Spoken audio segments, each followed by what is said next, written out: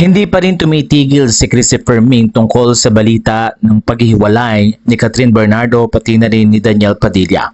At doon nga sa kanyang mga balita ay patuloy niyang sinasabi na mismong si Carla Estrada ang nagsabing hiwalay na ang dalawa at ito nga ay nabanggit niya sa mga ilang sources.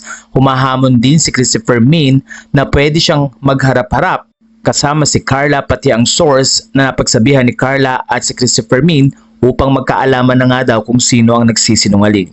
Sa puntong ito ay sinabi rin ni Christopher Min na tila nag-uusap na ang mga abogado ni Catherine Bernardo at pati na rin ni Daniel Padilla at ang topic nga nila ay ang mga business na magkasosyo ang dalawa. Mukhang inaayos na raw at nagbabawian ng investment. Ito ang nasabi ni Christopher Min. Dagdag pa niya, hindi na rin daw i-renew ng ABS-CBN Star Magic ang kontrata ni Catherine at ni Daniel Padilla.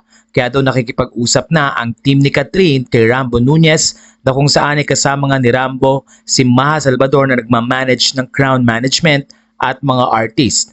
Dahil dito, tila umahanap na rin daw ng management team si Daniel Padilla.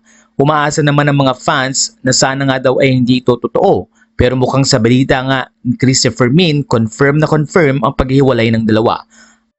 Ang tila ay kinatatakot lang daw ni Carla Estrada ay pag nasira ang Katniel, maraming mga bagay or mga endorsement ang pwedeng mawala at maraming mga proyekto ang hindi na nga daw matutuloy.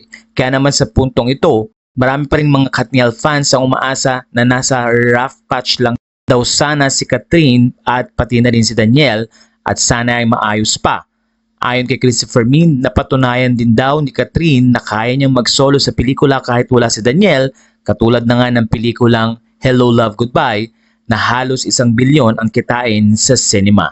Dahil dito, natatakot ng ilang mga Katniel member daw na baka kapag si DJ ay hindi kasama si Catherine, ay hindi na kumita ang movie na ito. Kaya naman sa puntong ito, patuloy na sinasabi ni Christopher Min na hindi sila nagpapalaganap ng fake news kundi kumpirmado nga ang paghihiwalay ng dalawa na kung saan ay umabot na sa pag-aayos ng kanilang mga investment at para nga maghiwalay ng tuluyan. Well, ano po masasabi nyo sa story na ito?